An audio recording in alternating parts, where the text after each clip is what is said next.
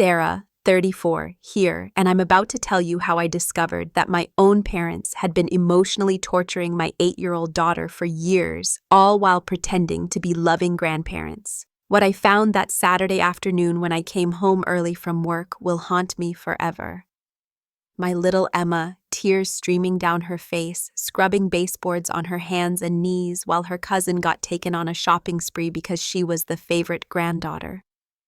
But here's the thing that will absolutely shock you. By the end of this story, I'll reveal the one devastating secret that changes everything about why they treated Emma this way. A secret so cruel, so calculated, that when I exposed them publicly, their entire social circle turned against them overnight. Trust me, you need to hear every single word of this because the revenge I got was so perfectly orchestrated that it's still being talked about in our town months later. Grab your tissues and buckle up. This isn't just about a home, it's about what happens when it stops feeling like one. If you haven't subscribed yet, join us now for more stories like this. Saturday mornings at our house usually meant pancakes, cartoons, and lazy pajama time. But this particular Saturday in October, Emma was practically vibrating with excitement. She'd been awake since 6 a.m., which was unusual for my typically sleepy 8-year-old, but today was special. Grandma Linda and Grandpa Joe were coming over for their monthly visit, and Emma had been counting down the days on her little princess calendar. I watched from the kitchen doorway as she arranged her art supplies on the coffee table, carefully laying out her latest drawings and the friendship bracelet she'd been working on for 3 weeks. The bracelet was pink and purple, Grandma Linda's favorite colors, and Emma had painstakingly learned a new braiding technique from YouTube just to make it perfect. Her tongue stuck out slightly in concentration as she positioned everything just right, wanting to make the best possible impression.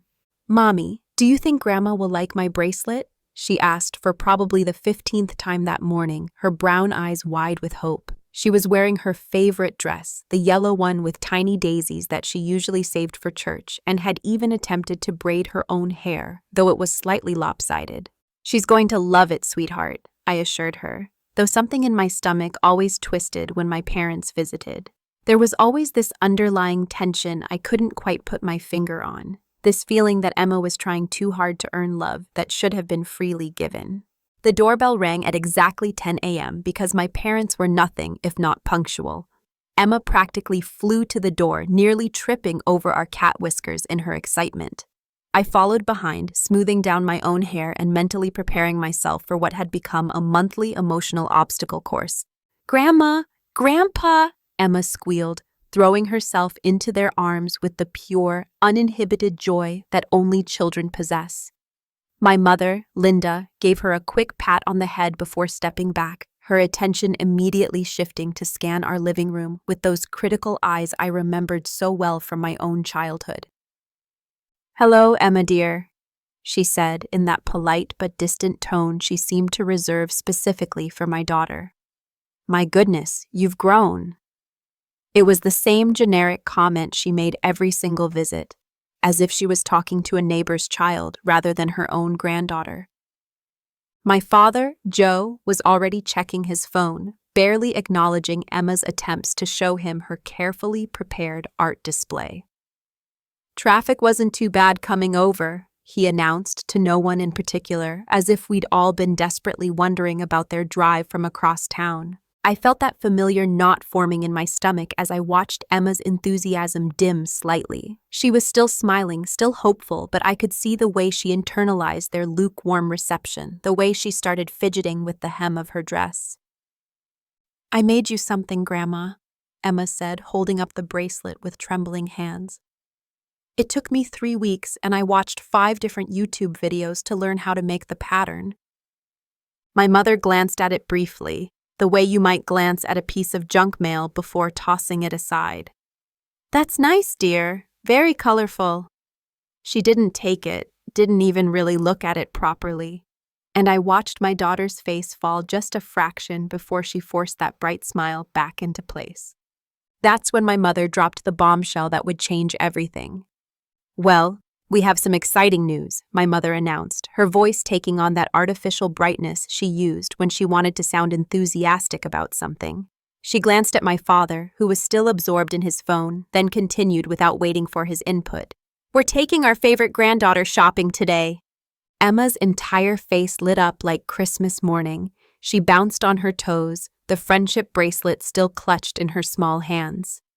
Really? We're going shopping? Can we go to the toy store? Or maybe the bookstore? I've been wanting the new Dork Diaries book and— Oh, honey, no, my mother interrupted with a laugh that felt like ice water being poured over Emma's excitement. We're not taking you, we're picking up Madison on the way. She needs some new school clothes, and you know how much she loves spending time with us. The silence that followed was deafening. I watched Emma's smile freeze on her face, her eyes blinking rapidly as she tried to process what she'd just heard. Madison was my sister Rebecca's daughter, also 8 years old, born just 3 months after Emma. The cousin who got the enthusiastic birthday calls, the surprise visits, the spontaneous treats that Emma never seemed to receive. But I thought— Emma's voice was barely above a whisper, and I could see her fighting back tears. I got dressed up and made the bracelet and everything. My father finally looked up from his phone, seeming annoyed by the conversation. Emma, Madison has been asking to go shopping for weeks. She's such a good girl, always helps her mother around the house without being asked. Besides, you have plenty of clothes.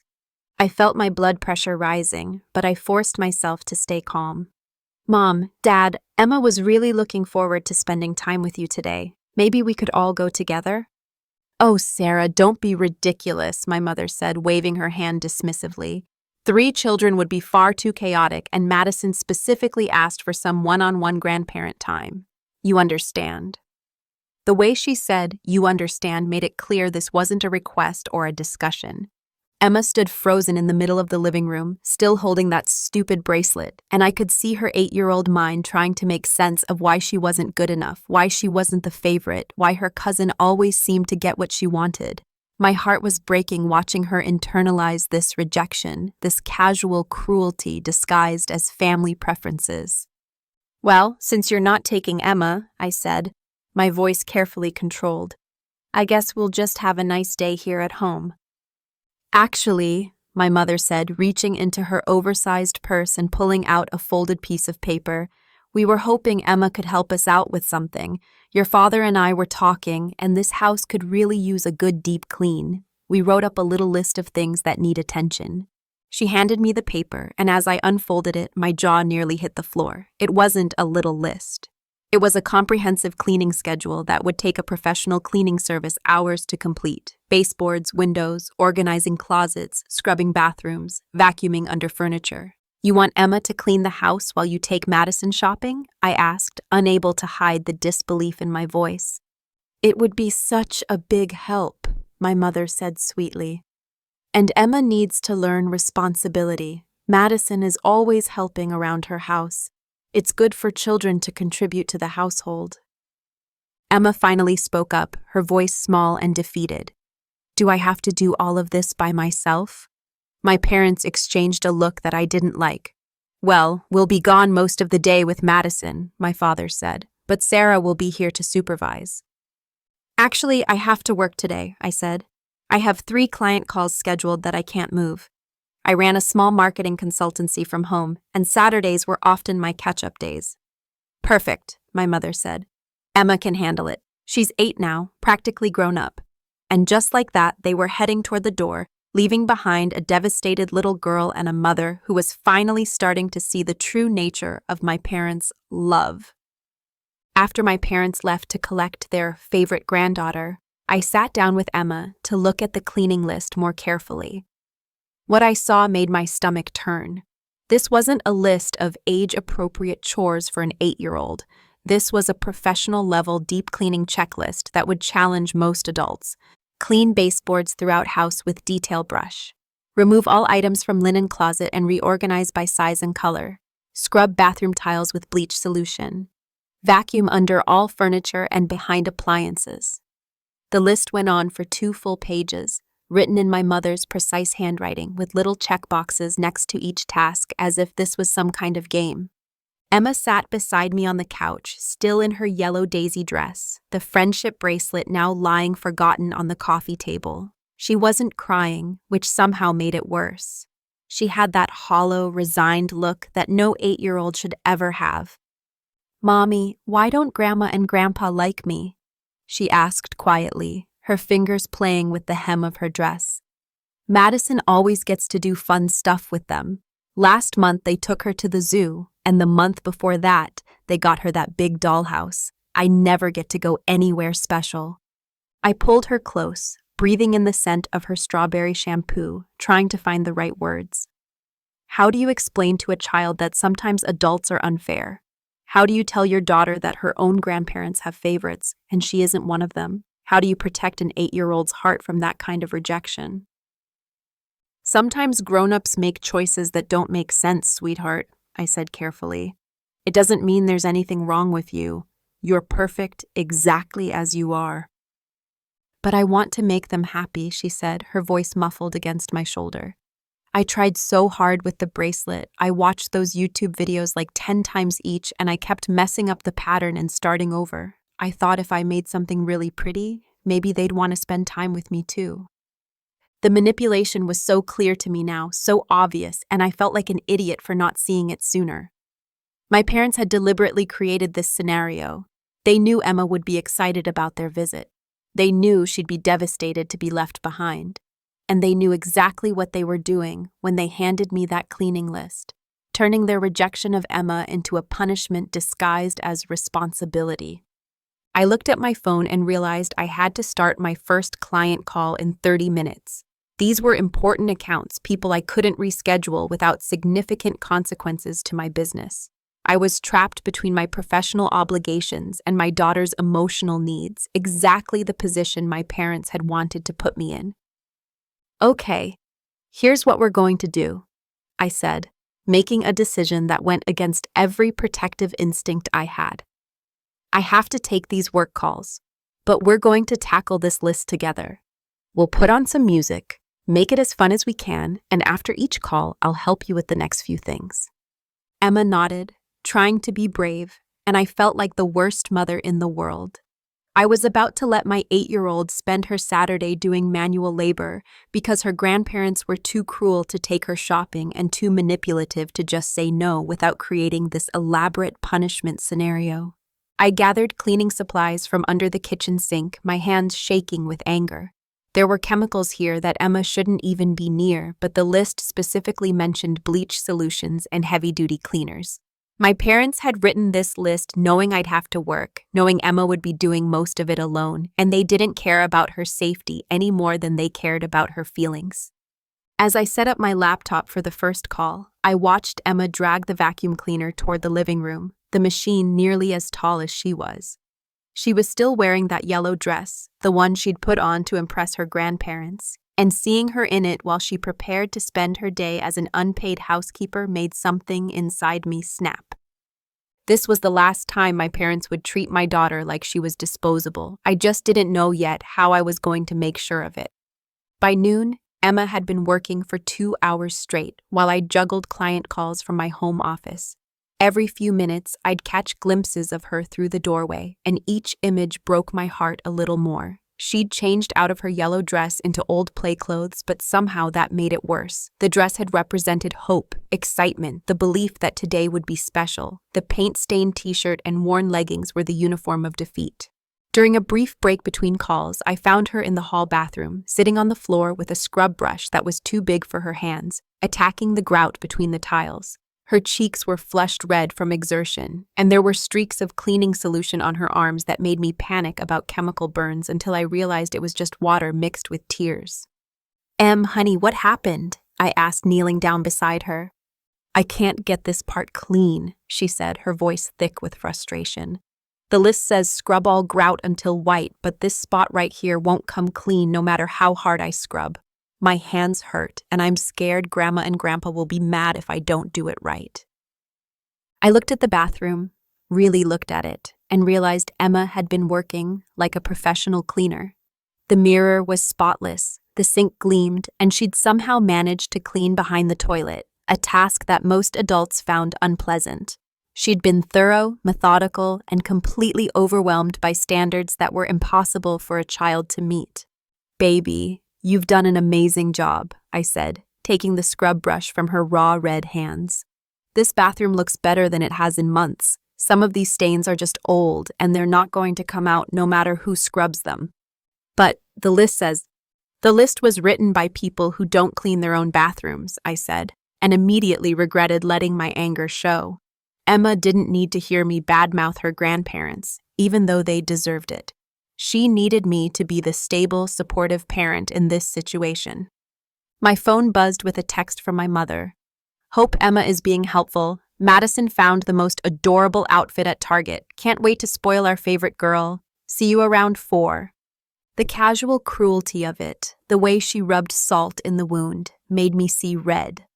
They were out having fun, taking pictures, probably posting them on social media about their wonderful day with their favorite granddaughter, while Emma scrubbed bathrooms alone, and they knew exactly what they were doing. I showed Emma the text, watching her face carefully. Look, they're having fun with Madison, she said quietly. That's good. Madison deserves to have fun. That's what broke me. Not anger, not resentment, but the pure, selfless way my 8-year-old daughter was happy for her cousin, even while being treated like hired help. Emma wasn't bitter or jealous in the way adults might be. She genuinely believed she wasn't worthy of the same treatment, and that belief was being reinforced by the two people who should have loved her unconditionally.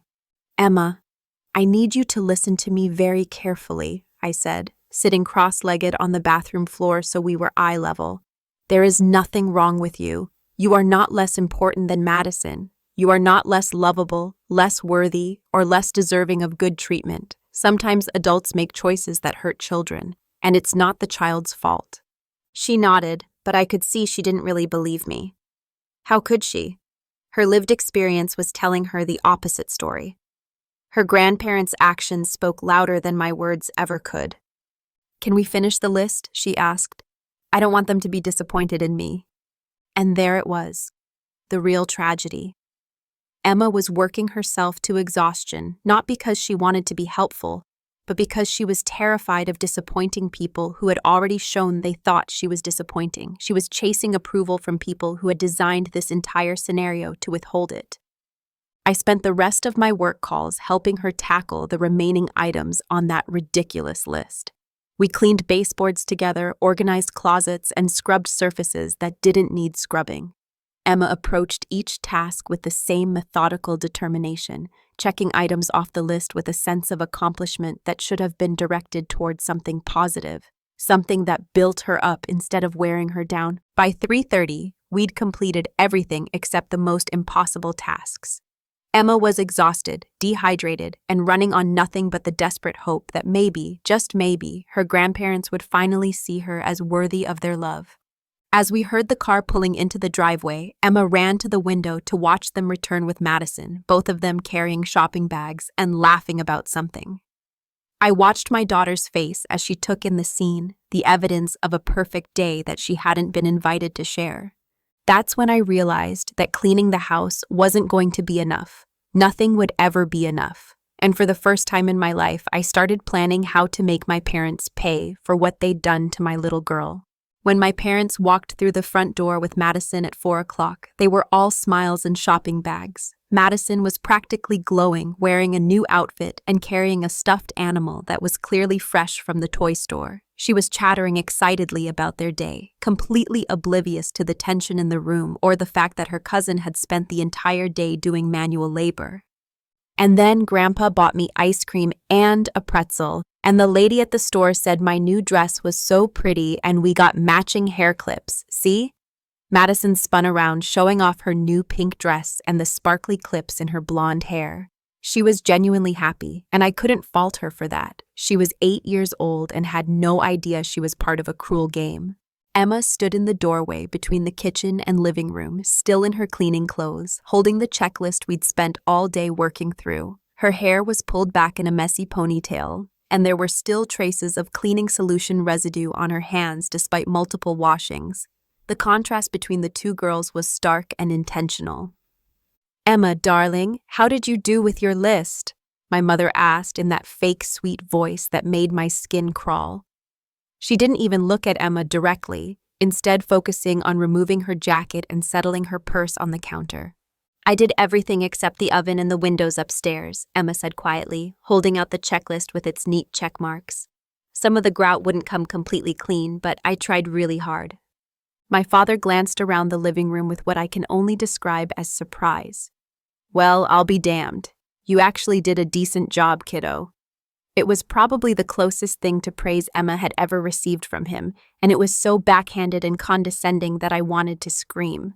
Madison, sweetie, why don't you show Emma what we bought you? My mother suggested, clearly trying to redirect attention back to her favorite grandchild. We found the most adorable things at 3 different stores. I watched Emma's face as Madison unpacked bag after bag of new clothes, accessories, books, and toys. Madison wasn't being mean about it, she was just excited and wanted to share. But every new item was another reminder to Emma of what she hadn't received, what she wasn't worthy of in her grandparents' eyes. This is so pretty, Madison, Emma said, genuinely admiring a new art set that probably cost more than I usually spent on Emma's birthday presents. You're going to make such beautiful pictures with this. That generous spirit, that ability to be happy for someone else even while being treated unfairly, was what finally pushed me over the edge. My 8-year-old daughter was showing more grace and maturity than her own grandparents, and they were too self-absorbed to even notice. Mom, Dad, can I talk to you in the kitchen for a minute? I said, my voice carefully controlled but leaving no room for argument. Of course, dear, my mother said, following me with that same fake smile she'd been wearing all day. Girls, why don't you go upstairs and play? Madison, you can show Emma your new books. As soon as we were out of earshot, I turned to face them, and I didn't bother hiding my anger anymore. What the hell was that? Language, Sarah, my father said automatically, as if my word choice was the problem here. No, seriously, what the hell was that?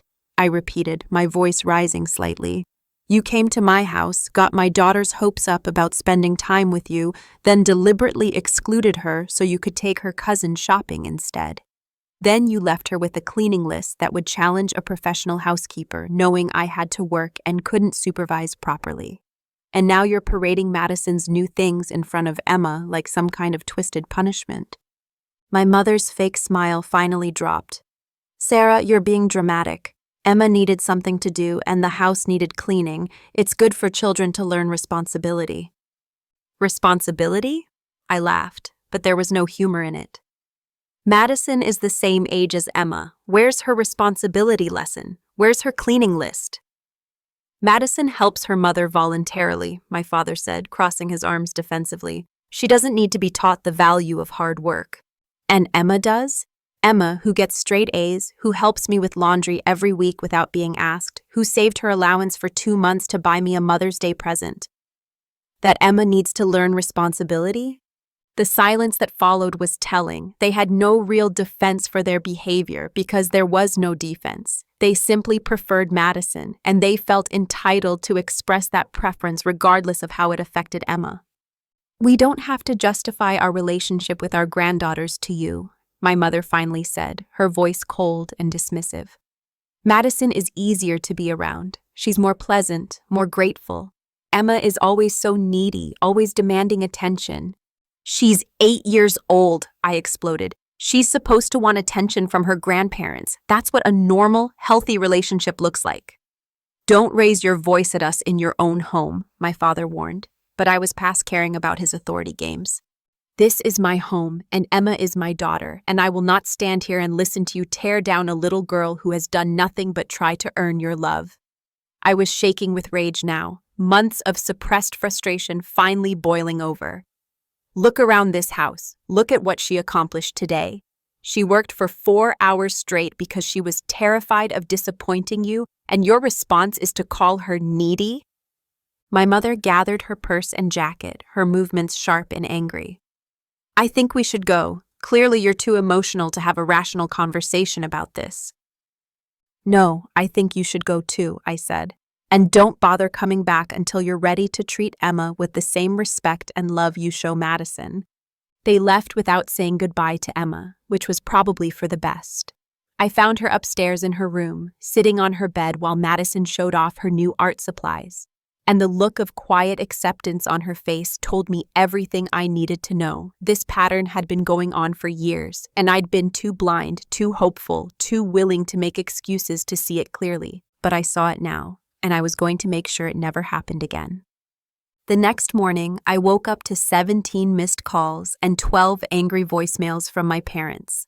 Emma was still asleep, exhausted from her day of forced labor, and I sat in my kitchen listening to message after message of self-righteous indignation. According to my mother, I was ungrateful, disrespectful, and raising Emma to be entitled. According to my father, I was being manipulated by an 8-year-old and needed to learn how to discipline my child properly. Not once in any of those messages did either of them acknowledge Emma's feelings, apologize for their behavior, or show any awareness that they had done anything wrong. It was all about how I had embarrassed them, how I had been unreasonable, how I owed them an apology for my outburst. I deleted every message without listening to them completely. I'd heard enough. By Monday morning, my sister Rebecca was calling. She lived 2 hours away and usually stayed out of family drama. But apparently, my parents had reached out to her for support in their campaign to make me the villain in this story. "Sarah, what happened yesterday?" Rebecca asked without preamble. "Mom called me crying, saying you banned them from seeing Emma and accused them of child abuse. That doesn't sound like you." "I didn't ban them from anything," I said, pouring my second cup of coffee while Emma got ready for school. "I told them they needed to treat Emma with the same respect they show Madison." Apparently, that was too much to ask. "Come on, Sarah, Mom and Dad aren't perfect, but child abuse? That's a pretty serious accusation." I could hear the skepticism in her voice, and I realized that my parents had gotten to her first, framing the story in a way that made me look like the unreasonable one. "Rebecca, did they tell you what they made Emma do on Saturday?" "They said she helped with some cleaning while they took Madison shopping. Mom said it was good for her to learn responsibility." "They gave her a 2-page list of professional-level cleaning tasks and left her to do them alone while I was working. She spent 4 hours scrubbing baseboards and bathroom grout. She's 8 years old, Becca." The silence on the other end told me Rebecca was starting to understand. She had Madison, she knew what was age-appropriate for an 8-year-old, and she knew that 4 hours of intensive cleaning wasn't it. "Look, I know Mom and Dad have always been particular about their standards," Rebecca said carefully. "But they love both girls. They just express it differently." "Do they love both girls?" I asked. "Because from where I'm sitting, it looks like they have one granddaughter they adore and spoil, and another one they use as free labor. When was the last time they took Emma somewhere special? When was the last time they bought her something just because? When was the last time they called her on the phone just to talk?" Rebecca was quiet for a long moment. "I don't know," she admitted finally. "I do know. The answer is never. Emma has never gotten a surprise visit, a special shopping trip, or a phone call just because they were thinking of her. But Madison gets all of those things regularly. And now you're going to sit there and tell me that's just different ways of expressing love?" "Maybe you should call them," Rebecca suggested. "Try to work this out. Family is important, Sarah. You don't want Emma to grow up without grandparents." "Emma is already growing up without grandparents," I said. "She's growing up with 2 adults who show up once a month to make her feel inadequate and unloved. That's not family. That's emotional abuse disguised as family obligation." "That's harsh, Sarah." "Is it?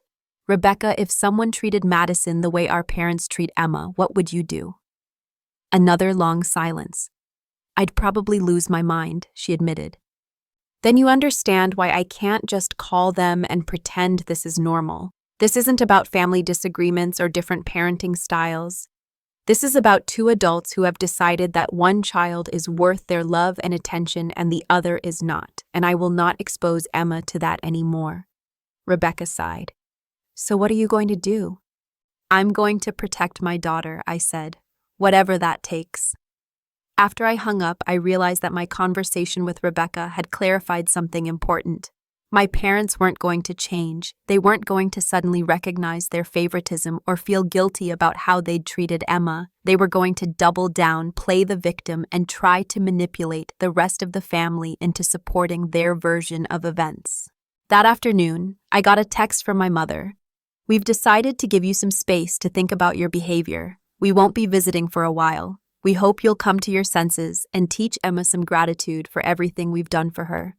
The manipulation was breathtaking. They were framing their abandonment of Emma as a punishment for my bad behavior, as if 8-year-old Emma was somehow responsible for the confrontation between adults. They were making themselves the victims while simultaneously punishing a child for the crime of having a mother who stood up for her. I showed the text to Emma when she got home from school, because I'd learned that honesty was better than letting her imagination fill in the blanks. "Does this mean Grandma and Grandpa aren't coming next month?" she asked. "Probably not," I said. She nodded, processing this information with the same quiet acceptance she'd shown everything else. "Are they mad at me?"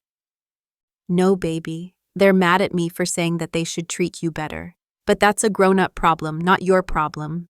Emma was quiet for a moment. Then she said, "Maybe it's better this way. It always made me sad when they visited." That night, as I tucked Emma into bed, I made her a promise. "I'm going to make sure people see who you really are," I told her. "I'm going to make sure everyone knows how amazing and special you are." I just didn't know yet that I was going to do it in a way that would destroy my parents' reputation in our entire community. 3 weeks passed without a word from my parents, and honestly, those were 3 of the most peaceful weeks we'd had in years. Emma stopped asking when Grandma and Grandpa were coming over. She stopped checking the mail for cards that never came. She stopped putting extra effort into art projects hoping to impress people who were determined not to be impressed. But the rest of the family was a different story. My phone rang constantly with relatives who had been recruited into my parents' campaign to make me see reason. My Aunt Carol called to tell me I was being stubborn. My Uncle Mike suggested family therapy. My cousin Jennifer, who barely spoke to me under normal circumstances, suddenly had strong opinions about the importance of forgiveness and moving on. The most frustrating part was that none of them had witnessed what actually happened. They were all working from my parents' version of events, which painted them as devoted grandparents who were being unfairly punished for trying to teach responsibility to an ungrateful child. In their story, I was the villain, an overly protective mother who was keeping Emma from her loving grandparents over a minor disagreement about chores. My mother had always been skilled at managing family narratives, and this situation was no different. She knew exactly how to frame the story to make herself sympathetic while making me look unreasonable. Every conversation started with someone telling me how hurt and confused my parents were, how they just wanted to love their granddaughter, how I was being too sensitive about normal grandparent behavior. "Emma is so lucky to have grandparents who want to spend time with her," my cousin Jennifer said during one particularly frustrating phone call. "Some kids never get that kind of attention from their grandparents. Maybe you should focus on gratitude instead of looking for problems that aren't there." "Jennifer, when was the last time you saw my parents interact with Emma?" I asked. "Well, I don't see them that often, but every time I do, they're always talking about their granddaughters." "Granddaughter, singular," I corrected. "They talk about Madison. They show pictures of Madison. They tell stories about Madison. When was the last time you heard them mention Emma specifically?" The silence on the other end told me everything I needed to know. Jennifer couldn't remember a single instance of my parents bragging about Emma, sharing her accomplishments, or even mentioning her name in casual conversation. But she'd been so conditioned to accept their version of reality that she'd never questioned the absence of Emma from their stories about their beloved granddaughters. Meanwhile, Emma was thriving without the monthly reminder that she wasn't good enough. Her grades stayed excellent, but her confidence started to improve. She signed up for the school talent show, something she'd never been brave enough to do before. She started wearing bright colors again instead of trying to make herself smaller and less noticeable. She laughed more, asked for things she wanted instead of assuming she didn't deserve them, and generally acted like the happy, secure child she should have been all along. The change was so dramatic that her teacher, Mrs. Rodriguez, mentioned it during a parent conference. "Emma seems much more confident lately," she said. "She's participating more in class discussions and seems less anxious about making mistakes. Whatever you're doing at home, keep it up." I didn't have the heart to tell her that what I was doing at home was protecting Emma from people who were supposed to love her. But my parents weren't done with their manipulation campaign. In early November, my mother started posting on social media about how much she missed spending time with both her granddaughters and how family disagreements were keeping her from the children she loved so much. The posts were carefully crafted to generate sympathy while avoiding any specifics that might make her look bad. The comments were exactly what she'd hoped for. Friends and distant relatives rushed to offer support, telling her what a wonderful grandmother she was and how sorry they were that she was being kept from her granddaughter. Several people tagged me in the comments, suggesting I needed to forgive and forget for Emma's sake. The most infuriating part was watching people who barely knew Emma expressing concern for her well-being while completely ignoring the years of emotional neglect she'd endured. Suddenly, everyone was an expert on our family dynamics, and they all agreed that I was wrong to protect my daughter from people who had consistently hurt her. My sister Rebecca called after seeing the social media posts. "Sarah, this is getting out of hand. People are talking, and it's not good for anyone. Maybe you should consider reaching out to mom and dad, try to find some middle ground." "What middle ground?" I asked. "They treat Emma like she's less important than Madison. That's not a negotiable position. Either they treat both girls equally, or they don't get access to Emma. There's no compromise when it comes to my daughter's emotional well-being." "But the whole family is getting dragged into this. It's affecting everyone." "Good," I said, surprising myself with the venom in my voice. "Maybe it's time everyone knew what kind of people mom and dad really are. Maybe it's time the whole family saw how they've been treating Emma all these years." "Sarah, that sounds like you're planning something. Don't do anything you'll regret." But I was planning something.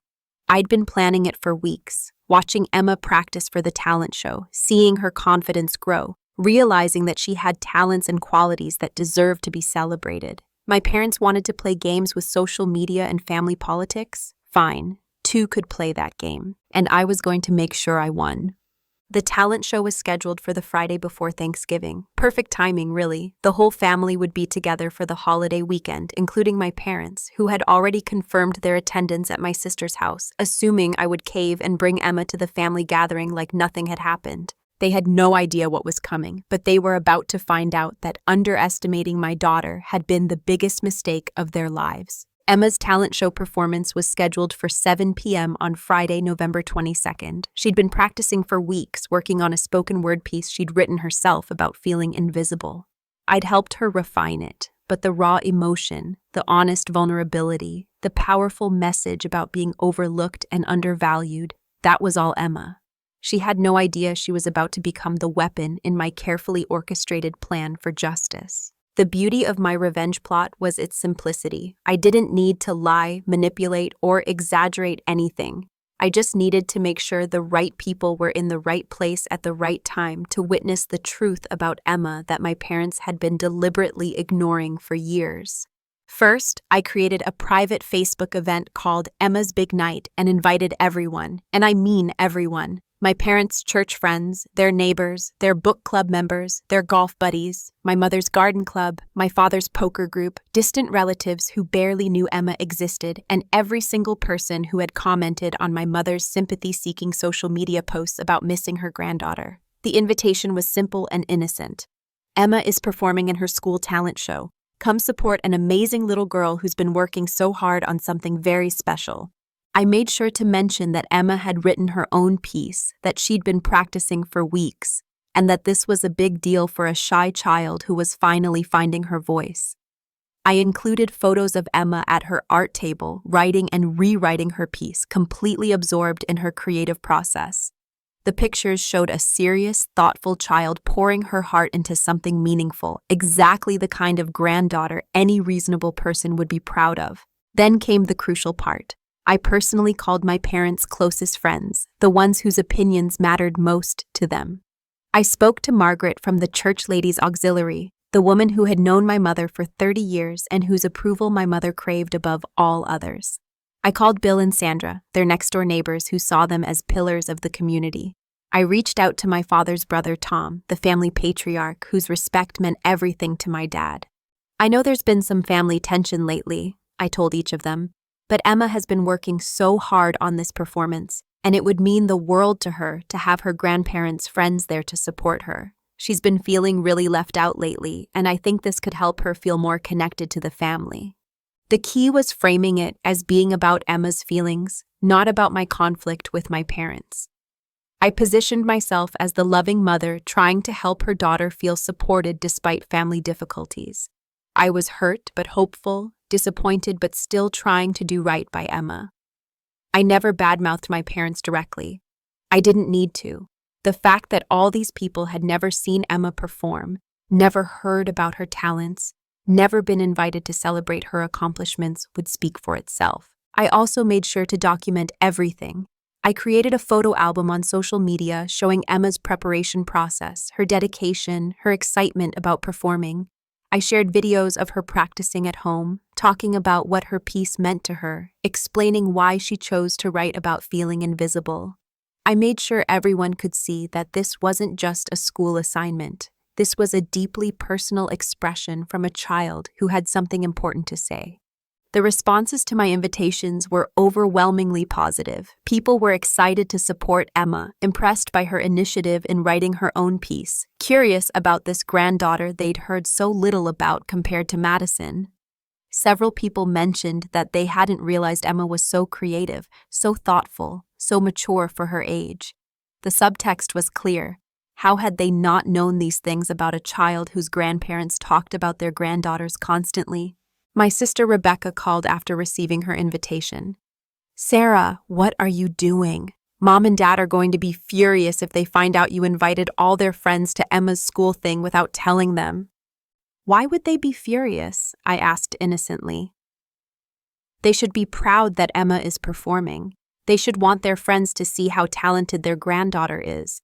Unless, of course, they're not actually proud of Emma, in which case their friends are going to notice that pretty quickly." "You're setting them up." "I'm giving Emma the audience she deserves," I corrected. "I'm making sure that when she performs this piece about feeling invisible, people will be there to see her, to recognize her talent, to celebrate her courage. If that makes my parents uncomfortable, maybe they should ask themselves why." The final piece of my plan involved reaching out to Mrs. Rodriguez, Emma's teacher, and the school principal. I explained that Emma had been struggling with feeling overlooked by extended family members, and that this performance was particularly meaningful to her as a way of expressing those feelings. I asked if there would be any way to record the performance, both for Emma to have as a keepsake and so that family members who couldn't attend could still see it. Mrs. Rodriguez was more than happy to arrange for professional recording. She'd seen the change in Emma over the past few weeks, and she understood that this performance was about more than just a talent show. She also mentioned that she'd be interested in submitting Emma's piece to a district-wide creative writing competition, which added another layer of validation to what Emma was doing. By the Wednesday before the performance, everything was in place. The auditorium would be packed with people who were finally going to see Emma for who she really was, a thoughtful, talented, emotionally intelligent child who had been overlooked and undervalued by the people who should have loved her most. My parents had no idea that half their social circle would be there, witnessing Emma's moment of triumph and wondering why they'd never heard about this remarkable granddaughter before. Emma was nervous but excited, completely unaware that she was about to deliver the most devastating blow to my parents' reputation that I could have ever orchestrated. She thought she was just sharing her feelings through art. She had no idea she was about to expose years of emotional neglect to an audience of people whose respect my parents valued above everything else. The stage was set, the audience was assembled, and Emma was ready to tell her story about what it felt like to be invisible. My parents were about to discover that their mistreatment of Emma hadn't gone as unnoticed as they thought. Friday evening arrived with the kind of crisp November air that made everything feel significant. Emma had been a bundle of nervous energy all day, changing her outfit 3 times and practicing her piece in front of the bathroom mirror while I got ready. She'd settled on a simple black dress with her favorite cardigan, looking mature and confident in a way that made my heart both swell with pride and ache with the knowledge of what she was about to reveal. "Mommy, what if I forget my words?" she asked for the 10th time as we drove to the school. "Then you take a deep breath and remember why you wrote this piece," I told her. "You wrote it because you had something important to say, something that came from your heart. Even if you forget the exact words, the feeling will still be there. We arrived at Roosevelt Elementary at 6:30, 30 minutes before the show was scheduled to start. The parking lot was already filling up with families, and I felt a surge of satisfaction seeing cars I recognized. Margaret's silver Honda was there, parked next to Bill and Sandra's SUV. Uncle Tom's pickup truck was in the back row. My carefully orchestrated audience was assembling exactly as planned.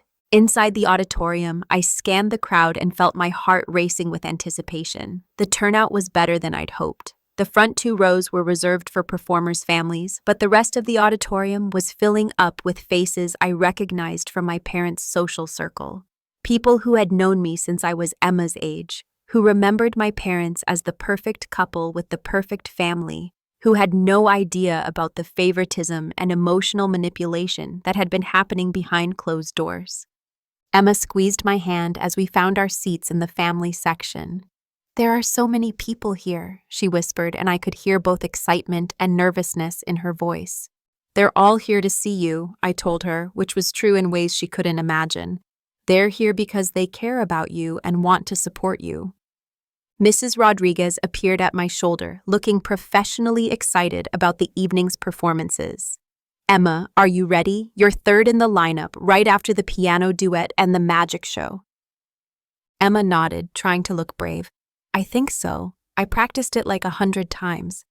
"She's been working on this for weeks," I told Mrs. Rodriguez, loud enough for nearby parents to hear. "She wrote every word herself. It's quite something." As the lights dimmed and the first performer took the stage, I noticed more familiar faces filtering into the auditorium.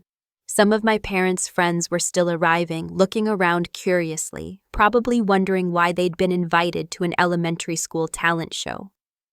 They'd come because I'd asked them to support Emma, but they had no context for what they were about to witness.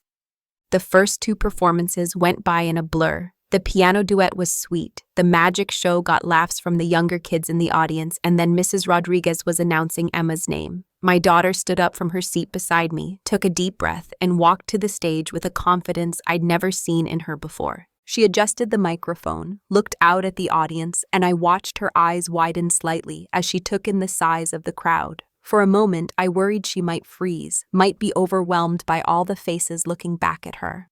But then she found me in the front row, and I gave her an encouraging nod. "Hi, everyone," Emma said, her 8-year-old voice carrying clearly through the auditorium sound system. "My name is Emma, and I wrote something called The Invisible Girl. It's about feeling like nobody sees you even when you're right there in front of them." The auditorium went completely quiet. Even the younger children seemed to sense that something important was about to happen. Emma looked down at her paper, then back up at the audience, and began to speak. Her piece started quietly, describing a little girl who tried very hard to be noticed, who made beautiful things and cleaned house and got good grades, but somehow remained invisible to the people who were supposed to love her most. Her voice grew stronger as she continued, talking about watching other children get attention and praise and special treats while she stood in the background wondering what was wrong with her. I glanced around the auditorium and saw people leaning forward, completely absorbed in Emma's words. Margaret from the church was dabbing at her eyes with a tissue.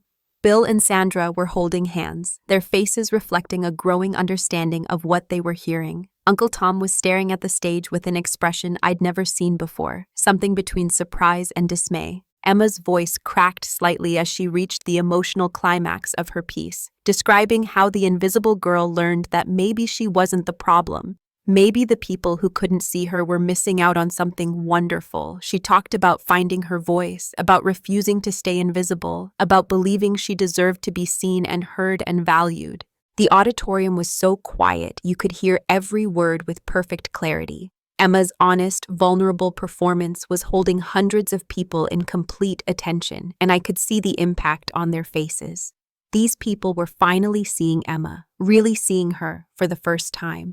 They were witnessing her talent, her emotional intelligence, her incredible strength and resilience. But more importantly, they were beginning to understand the subtext of what she was saying. They were smart enough to read between the lines, to understand that this wasn't just a creative writing exercise. This was a child processing real experiences, real feelings, real pain that had been inflicted by people who should have protected her from exactly this kind of hurt.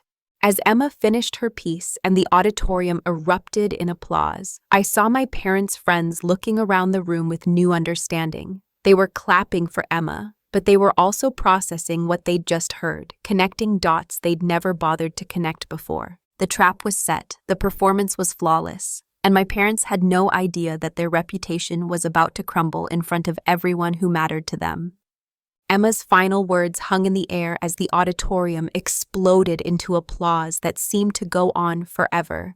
She stood on that stage, blinking in the stage lights, as hundreds of people rose to their feet in a standing ovation that was about much more than just appreciating a good performance. They were applauding her courage, her honesty, her incredible ability to articulate feelings that most adults struggle to express. I was crying before I even realized it, tears streaming down my face as I watched my daughter take her bow.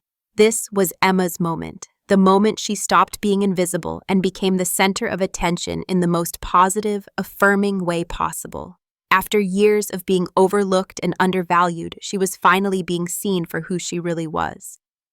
But as I looked around the auditorium, I realized that the real show was just beginning. My parents' friends weren't just clapping politely and moving on to the next act. They were visibly moved, many of them wiping away tears, and I could see them starting to process the implications of what they'd just witnessed. Margaret from the church was the first to approach me after Emma returned to her seat. "Sarah, that was absolutely incredible," she said, her voice thick with emotion. "I had no idea Emma was so talented, so articulate. That piece she wrote, it was heartbreaking and beautiful at the same time." "She's been working on it for weeks," I said, keeping my voice neutral. She said she had something important to say about feeling invisible, and I encouraged her to express it through writing. Margaret's eyes sharpened. She was a smart woman who had raised 4 children of her own, and she was connecting dots faster than I'd expected. "Feeling invisible," she repeated slowly. "That's such a specific feeling for a child to write about. Has Emma been struggling with something?" Before I could answer, Bill and Sandra joined our conversation, both of them looking deeply affected by Emma's performance. "That little girl has been through something," Sandra said quietly. "Children don't write pieces like that unless they're processing real experiences." "It was so mature," Bill added. "The way she talked about wondering what was wrong with her, about watching other children get attention while she felt overlooked. That came from somewhere real." I didn't have to say anything. These people were intelligent enough to understand what they'd witnessed, and they were starting to ask themselves uncomfortable questions about why they'd never really noticed Emma before, why they'd heard so much about Madison but so little about this obviously remarkable child. Uncle Tom appeared at my elbow, his weathered face serious. "Sarah, I need to ask you something, and I want you to be honest with me. Is Emma talking about your parents in that piece?" The directness of his question caught me off guard, but I met his eyes steadily. "What do you think, Uncle Tom?" He was quiet for a long moment, processing. Tom had known my parents for 40 years, had watched them raise me and my sister, and he wasn't stupid. "I think that little girl just told us exactly how she's been treated by people who should know better," he said finally, "and I think I've been blind to it because I didn't want to see it." The conversation was interrupted by Mrs. Rodriguez, who was practically glowing with pride. "Emma's performance was absolutely extraordinary," she announced to our little group. "I've never seen a child that age write something so emotionally sophisticated. I'm definitely submitting this to the district writing competition, and I think she has a real chance of winning." "Has Emma always been this creative?" Margaret asked, and I could hear the subtext in her question. She was wondering how a child this talented, this special, had somehow remained unknown to her, despite being close to my parents for decades. "Emma has always been remarkable," I said simply. "She gets straight A's, she's incredibly artistic, she helps around the house without being asked, and she has the biggest heart of any child I've ever known. She's always been this wonderful. Some people just haven't been paying attention." The implication hung in the air like a challenge. These people were starting to understand that they'd been hearing about my parents' granddaughters for years, but somehow only one of those granddaughters had ever been described in detail, ever been bragged about, ever been brought up in casual conversation. As the talent show continued with the remaining acts, I noticed clusters of my parents' friends having quiet, intense conversations. They kept glancing over at Emma, who was watching the other performances with bright, engaged attention, completely unaware that she had just blown up her grandparents' carefully constructed image. During intermission, my phone started buzzing with text messages. Rebecca had seen the video I'd posted to social media during Emma's performance, and she was not happy. "Sarah, what the hell are you doing? Mom and Dad are going to see this. Everyone is going to see this."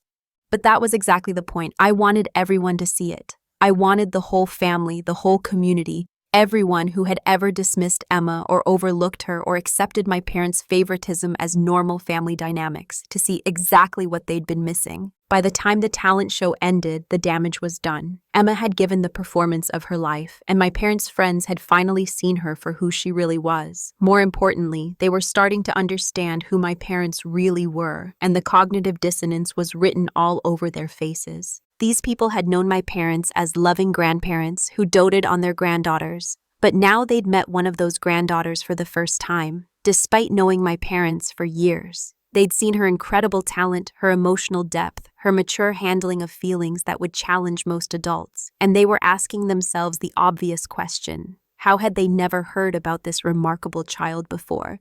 The answer to that question was going to destroy my parents' reputation, and they didn't even know it yet. As we walked out of the auditorium, Emma clutching the flowers that Mrs. Rodriguez had given her, I felt a satisfaction deeper than anything I'd ever experienced.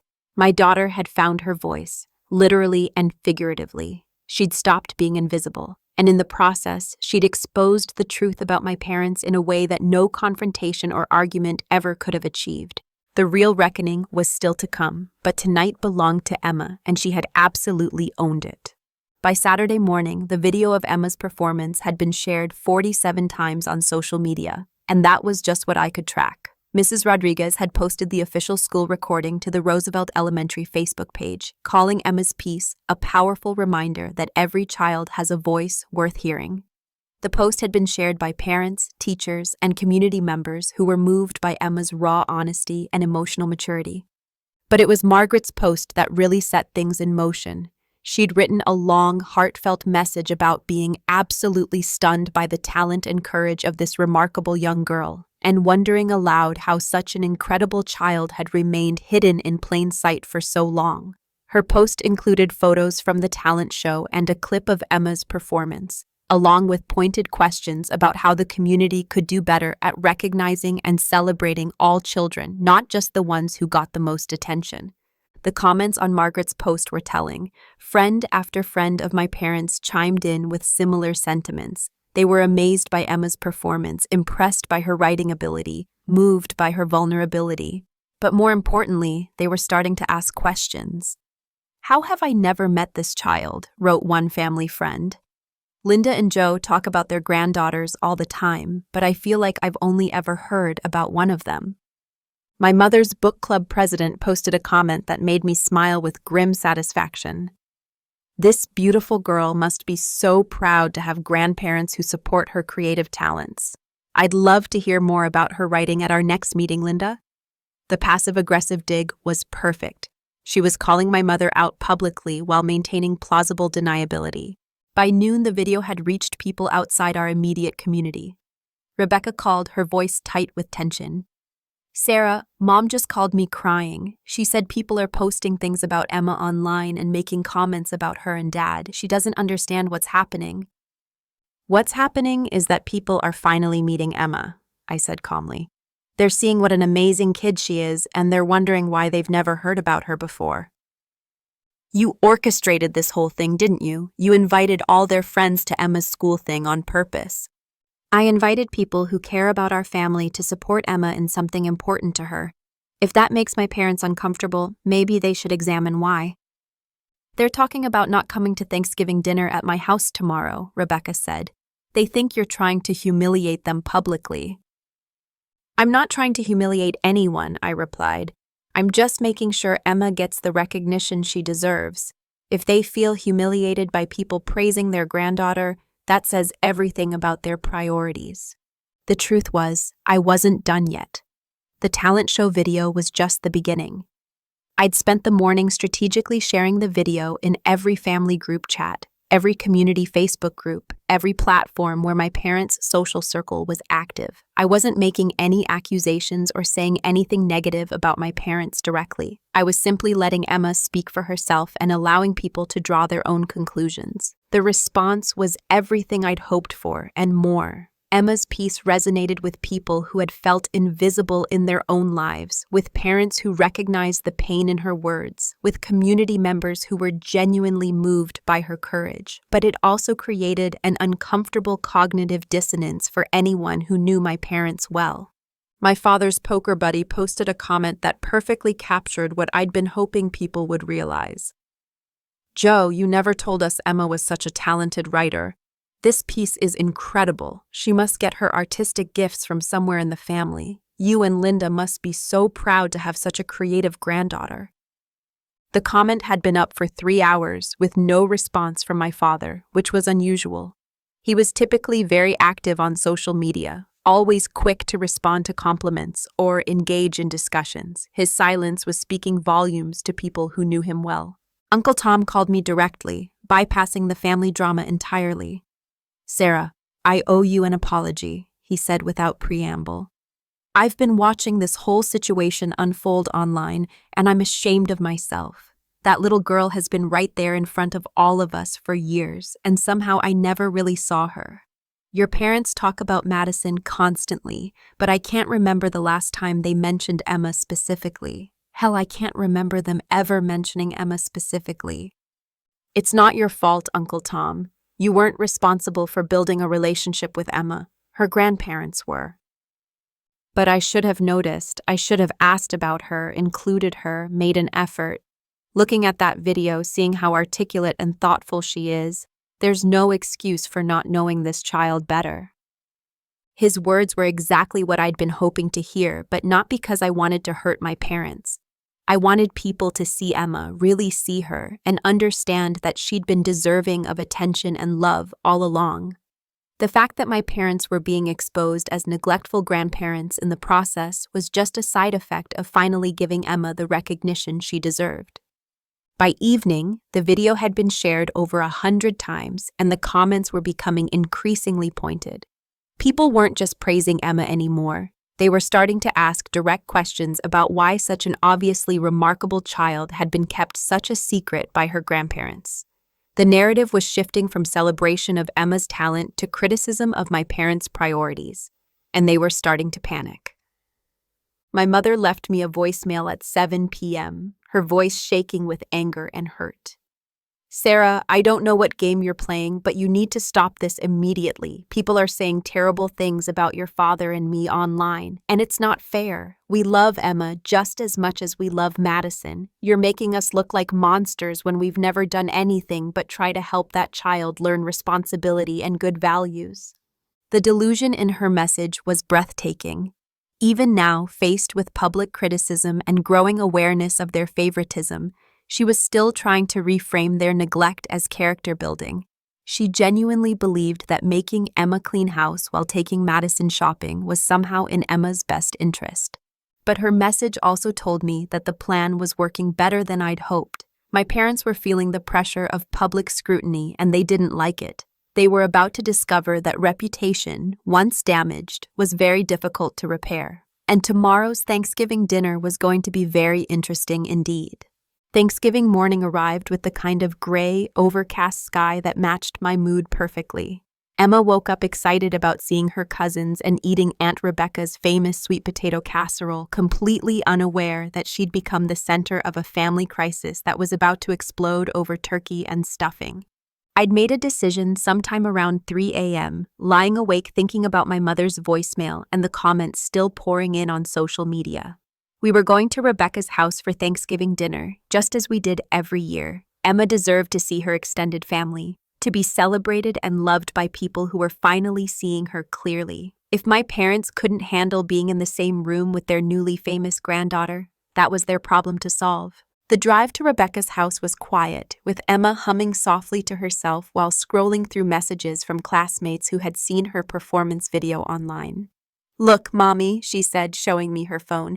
"Kayla from my class said I should be on TV, and Mrs. Martinez from the grocery store shared my video and said I was brave." "You are brave, sweetheart," I told her, "and talented and wonderful. People are finally getting to see what I've always known about you." When we pulled into Rebecca's driveway, I noticed my parents' car was already there, along with several other family vehicles. The annual gathering was in full swing, but I could feel the tension the moment we walked through the front door. Conversations stopped mid-sentence when Emma and I entered the living room, and I could see people exchanging meaningful glances. My cousin Jennifer rushed over to hug Emma enthusiastically, her behavior completely different from her usual polite distance. "Emma, I saw your performance online. It was absolutely incredible. You're like a real poet."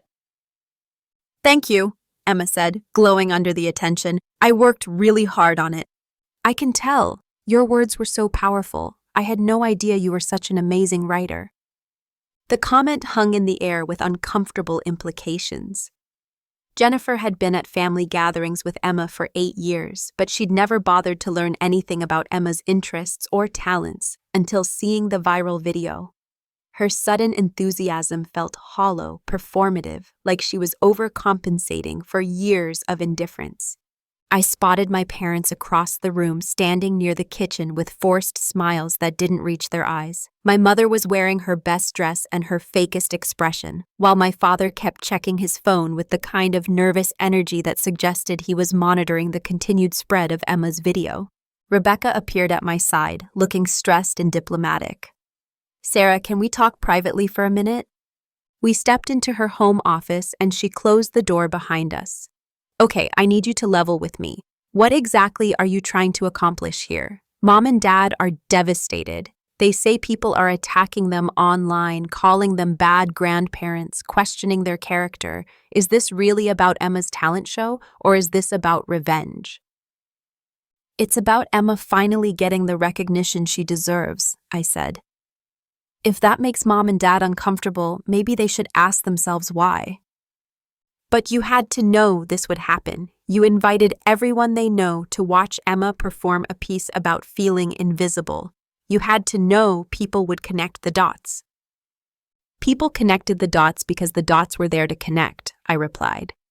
"Rebecca, when was the last time you heard Mom or Dad talk about Emma specifically? When was the last time they bragged about her grades, her artwork, her kindness? When was the last time they took her somewhere special or bought her something just because?" Rebecca was quiet for a long moment. "I don't know," she admitted finally. "I do know. The answer is never. Emma has spent 8 years trying to earn love from people who decided she wasn't worth their attention. But Madison gets phone calls just to chat, surprise visits, shopping trips, constant praise and recognition. How is that fair? How is that love?" "Maybe they just relate to Madison differently." "Stop," I interrupted. "Don't make excuses for them. You saw Emma's performance. You saw how articulate, how talented, how emotionally intelligent she is. There's no excuse for not knowing those things about your granddaughter. There's no excuse for treating her like she's less important than her cousin." Before Rebecca could respond, we heard raised voices from the living room. Through the office door, we could hear my father's voice, loud and defensive. "We don't have to justify our relationships with our granddaughters to anyone. People are making assumptions based on one school performance." I opened the door and walked back into the living room, Rebecca following behind me. My father was facing off with Uncle Tom, both men standing rigid with tension.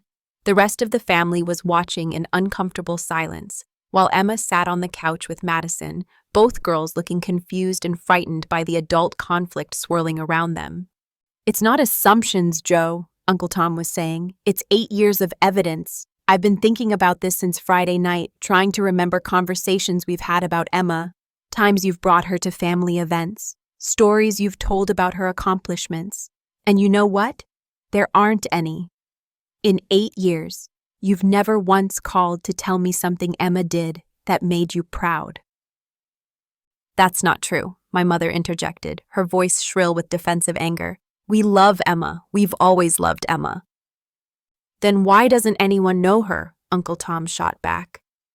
Why did it take a viral video for your own friends to discover that you have a granddaughter who writes poetry?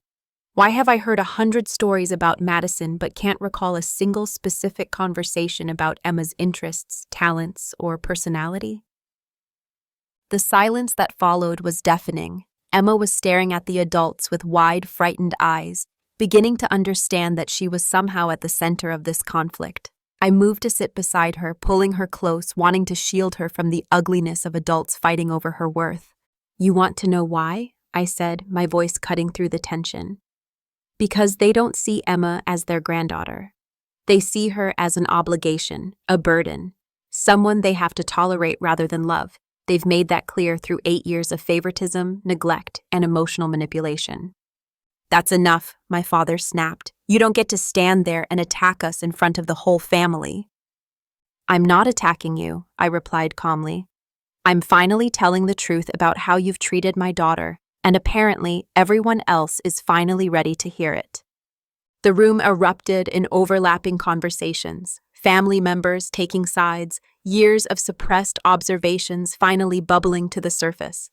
But through it all, I kept my arm around Emma, watching her process the fact that adults were fighting about whether she was worthy of love. That's when I realized that no matter how satisfying this public reckoning felt, Emma didn't need to witness it. She'd already said everything that needed saying in her performance. The rest was just adults dealing with the consequences of their choices. But I wasn't done yet. There was still one more truth to reveal. One final piece of information that would change everything everyone thought they knew about this situation. And when I dropped that bombshell, the entire family dynamic would explode in ways no one could have predicted. I stood up in that crowded living room, Emma still tucked safely against my side, and looked directly at my parents. The entire family had gone quiet, waiting to see what would happen next in this explosive confrontation. My mother's face was red with indignation, my father's jaw was clenched with barely controlled anger, and everyone else was watching with the horrified fascination of people witnessing a car accident. You want to know the real reason my parents treat Emma differently? I said, my voice carrying clearly through the sudden silence. The real reason they've never bonded with her, never bragged about her, never treated her like their beloved granddaughter? I paused, making eye contact with each family member in turn. Uncle Tom, Rebecca, Jennifer, even Madison sitting wide-eyed on the couch. They all thought this was about simple favoritism, about personality preferences, about some innocent family dynamic that had gotten out of hand. Emma isn't their biological granddaughter. The words dropped into the silence like a bomb. I watched the shock ripple across every face in the room, saw people's expressions change from confusion to understanding to horror as the implications sank in. Emma's father wasn't my husband David, I continued, my voice steady despite the tremor in my hands. David and I were separated for 6 months when Emma was conceived. Her biological father was someone else entirely. David chose to reconcile with me, chose to raise Emma as his own daughter, chose to love her unconditionally despite the circumstances of her birth. But my parents have known the truth from the beginning. My mother's face had gone completely white, her mouth opening and closing like she was gasping for air. Sarah, how could you? How could I what? Tell the truth? The truth that you've been punishing an innocent child for 8 years because of circumstances she had no control over? The truth that you've withheld your love from Emma because she isn't genetically related to you, even though she's legally and emotionally your granddaughter in every way that matters? Rebecca was staring at our parents with growing horror. You've known this the whole time. You've been treating Emma like she was less than family because of something that happened before she was even born. It's not that simple, my father said, his voice weak and defensive. It's natural to feel closer to your biological grandchild. Madison is Rebecca's daughter. She's our blood. Stop right there, I interrupted, delivering the final blow.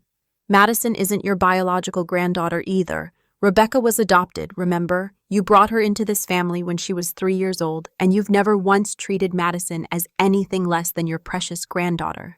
So your excuse about biology doesn't hold water, does it? The silence that followed was absolutely deafening. Rebecca's face had gone pale as she processed what I'd just revealed. Uncle Tom was staring at my parents with undisguised disgust. Even the children seemed to sense that something fundamental had shifted in the room. "You made a choice," I continued, my voice growing stronger with each word.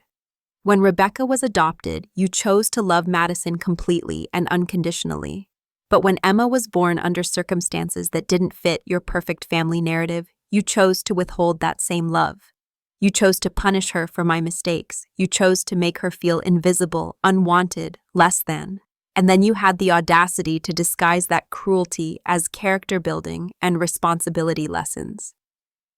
Emma was looking up at me with confusion in her 8-year-old eyes, too young to fully understand the adult complexities being discussed, but old enough to sense that something important was happening. I pulled her closer, my protective instincts overwhelming everything else. "But here's what you failed to understand," I said, looking directly at my parents. "Emma doesn't need your approval to be extraordinary. Her talent, her kindness, her incredible strength of character, her ability to love people who hurt her, those things exist regardless of whether you choose to see them. And now the whole world sees what you've been blind to for 8 years." My mother was crying now, but they weren't tears of remorse or understanding. They were tears of self-pity, of embarrassment at being exposed, of anger at having their carefully maintained image destroyed in front of everyone whose opinion mattered to them. Uncle Tom stood up slowly, his decision made. "I think Linda and Joe should leave," he said firmly. "This is supposed to be a family gathering, and they've made it clear that Emma isn't family in their eyes, but she's family in mine." The power reversal was complete and devastating. My parents, who had arrived expecting to weather this family storm and maintain their position as respected family elders, were being asked to leave by the patriarch whose approval they'd spent decades seeking. The people whose respect they valued most were choosing Emma over them. As my parents gathered their coats with shaking hands, my mother made one last, desperate attempt to salvage something from the wreckage. "This isn't over, Sarah. You've destroyed this family for nothing." "I didn't destroy anything," I replied. "I just stopped allowing Emma to be destroyed. The family is stronger without people who think love should be conditional." After they left, Uncle Tom sat down beside Emma and said, "Emma, I owe you an apology. I should have been a better great-uncle to you." Emma, with the grace that had carried her through 8 years of emotional neglect, simply smiled and said, "It's okay, Uncle Tom. I'm not invisible anymore." 6 months later, Emma won the district writing competition with a new piece called "Finding My Voice." My parents never reached out to apologize or attempt reconciliation. Their social circle gradually distanced themselves after learning the truth about their treatment of Emma. Margaret stopped inviting them to church events. Their neighbors became politely distant. Uncle Tom never spoke to them again. But Emma flourished beyond my wildest dreams. Without the monthly reminders of her supposed inadequacy, her confidence soared. She joined the school newspaper, started a poetry club, and began performing at community events. The family members who had finally seen her true worth became her biggest champions. The most powerful moment came at Emma's 9th birthday party. Uncle Tom stood up during dinner and said, "I want to make a toast to Emma, the bravest, most talented granddaughter anyone could ask for." Then he looked directly at the empty chairs where my parents should have been sitting and added, "Their loss is our gain."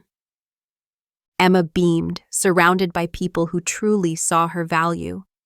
The revenge I'd planned had worked perfectly, but the real victory wasn't my parents' downfall. It was watching Emma step into the light where she'd always belonged, finally visible to the world that had been waiting to love her all along. Thanks for spending time with this story. If it resonated with you, don't keep it to yourself. Someone else may need to hear it too. Watch another real-life journey by clicking on the left, and subscribe so you never miss what comes next.